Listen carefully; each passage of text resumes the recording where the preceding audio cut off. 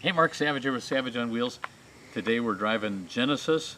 That's the Hyundai luxury version. This is their electric vehicle, their very first electric vehicle. This is the GV60. Hyundai and Kia also have a similar model, same platform. You got the same twin lights that they have front and rear, like their styling thing here. So you know, it's something that they've been kind of working with all along. This has about a 235 mile range, because this is the performance model. If you get the advanced model, which is a little lower cost, that one has about a 250 mile range, and I'll explain why when we get in the car and tell you about all the power that's in here. I like the cool headlights here. We got all sorts of little cubes of light in there. That's really snazzy. Cubes of light. And cubes of light. Obviously the kind of mesh grille. I like their logo that looks a lot like a Bentley. We've discussed that before. Yep. That's cool. But now with the price. Very snazzy looking wheels we got on this bad boy. And again, it looks real smooth. I'm going to lock it up here, Paul. We'll show you what happens with the handles, right? Here we go. Ready, set, boom. Oh, everything smooths out.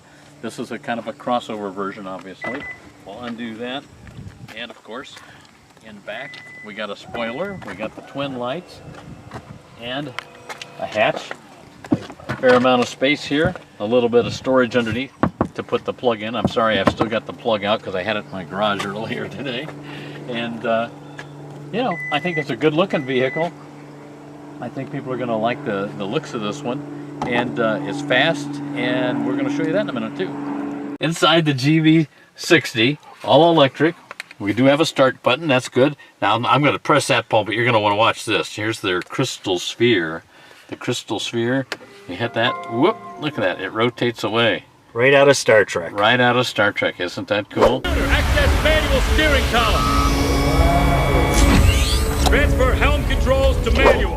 Anyway, now we can of course shift. We got a push button for park. Giant screen here, it's all one screen but divided. Obviously here's your main stuff for the driver over here. One of the cool features tells you where a nearby EV charging station is, 10 miles away from here.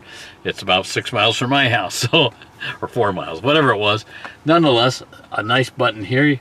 You press the EV button, it tells you right away. 62% battery charge right now. I charged it overnight, it only got 3%, Paul, that's ridiculous. But you know, I got a 120 line. 158 miles I can go here. We have a number of drive modes we can go through. Sport is what you'll want to drive in most, or normal comfort. Here, let's try it again. Comfort is what you want to drive in most of the time. Sport makes it a little faster. Eco is what I've been driving in to kind of reserve my power here, because Paul and I are going to go take this out for a drive. And then we got the little button that matches the trim here, right? We got blue leather. But we got yellow trim and a little yellow boost button. That's the smile button for Paul. We're going to put a little smiley face on that one for Paul, because we're going to go fast with this thing. Kind of the aluminum trim, which is sharp. Everything's easy to deal with here. Nav, map, radio, all that. That's good. The one thing I keep forgetting is the volume knob for the radio is over here. That's a little weird. That's a little bit weird. I don't need that. Cruise control is all over here as usual. And we got a bunch of magic buttons, phone, etc. over here, and marking your favorite radio stations and so forth. So a lot of goodies here inside. We got a fixed roof, which is making Paul upset because he likes to open the roof. I like to open the roof. But one thing that this has, I'm going to show you. Oh, look at that. It's got a sunshade that closes. That's nice because it gets hot sometimes in a car in the summer, even if it's tinted. We're going to open that up again. Open sesame. And one thing we'll point out with the Tesla, these are fixed roofs, and it does not have a sunshade. So you touch that thing in like I was in Vegas recently, hotter than you know what. You touch that bad boy. Lots of plugs. We got, they call it a floating console here. Look at that. We got heated and cooled seats are standard, and heated steering wheel standard on this model. Again, the performance model. A couple of USB plugs and so forth. It is just, there's a whole lot of buttons and a whole lot of things to know in here. This is my knob to control the mirrors over here. That's kind of interesting. That goes to that mirror, that goes to that mirror. This is all my adjustments inside. I can press that, fold the mirrors all the way in. When you turn off the car, it folds them in. There's just a whole lot going on here, but again, a Genesis, that's their premium model. There's also a Hyundai and a Kia version of this that rides on the same platform, a little less expensive. One thing I like, it's got the grab handles. Yay, grab handles. That's right. That's the Dear Jesus handle. Yeah, right? dear, especially if you're driving. Yeah, that's right. You drive an electric vehicle. We got the radio off right now. You can hear a little bit of whine, but not a lot, Paul. I mean, it is super quiet. It's quiet. Love that. I'm going to go for the drive modes here. Right now, we are in the Eco mode, which helps you save your battery power, which is certainly a good thing a lot of the time. We're going to punch it over to Comfort now. The nice thing is it does soften it up just a little bit as far as the ride goes, although the ride is fantastic in this. Got a nice long wheelbase. I think it's a 114-inch wheelbase. So that's on Comfort, and Paul, we got up to 45 mile an hour going just like that. No big deal. Again, super quiet. Then I'm going to hit this again for Sport. And I think you can feel it just a little bit there. Gives it a little more oomph, and it does firm up the steering considerably. So yes, it does feel sporty. I think most of us are going to be perfectly happy on Comfort all the time. And if you're trying to stretch your mileage a little bit, you'll slide it to Eco, because once you're at speed, you'll not notice any difference. Getting ready to get onto the highway here. We're already in Sport mode, so we've got plenty of power already. We got these, Paul, too. Look at that. Yeah, that's cool. I like the little turn signal things where it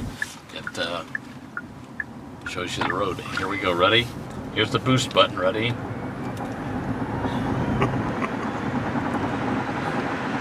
Whee! Yeah. Or factor 9.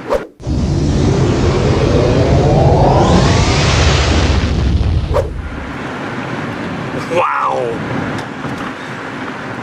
All right. What did we see there? 107? Yep, $1.07. 107 on the ramp, and the boost button gives you extra power for 10 seconds. And then, trust me, that's enough. You're getting on the highway. We were already up to highway speed, coming up to it, and it went way past. Yeah. We're going to let Paul drive this in a little bit, and he's going to punch that See, button. No matter. all the time I'm pressing that button. And yeah, unfortunately, it sucked up, I think, 2% of my charge. But here, we're driving 60 mile an hour, and we're going to do it in just a second. Here, we'll let that truck get a little more. There we go. So it's like you shift into another gear, and away you go. Look at that, boom, up to 80 some mile an hour, just like that. So it is. I know Tesla's got the insane button or whatever. Well, this does the same thing. 10 seconds. I guess the purpose is if you're getting on the highway and you got to get in someplace and you got to hurry, but it's mainly for fun. Let's just face it. That's for fun. They should call it the fun button. The fun button. Yeah, it should have a smiley face, I think. Yeah. So I know we showed you how powerful this was when we got on the highway. This performance version has 429 horsepower, but when I hit that boost button, 10 seconds worth at 483 horsepower. So like a 55 horsepower boost. That's pretty awesome. Now, if you go with the advanced model, it only has 314 horsepower, which I still think is pretty darn good. Mm-hmm. So that's nice. And just some other odds and ends that this has on it. We got a HUD, the heads-up display. We've got the Bang & Olufsen stereo, 17 speakers, 1,400 watts. That's just crazy. It's a rock concert. Yeah, it's a rock concert. And this one goes up to 21-inch tires because it's the performance version. And then outside there's facial recognition to let you in. I mean, I've got a key fob here because I'm not the owner of this car, so that's different. But that's the first car that has facial recognition on it.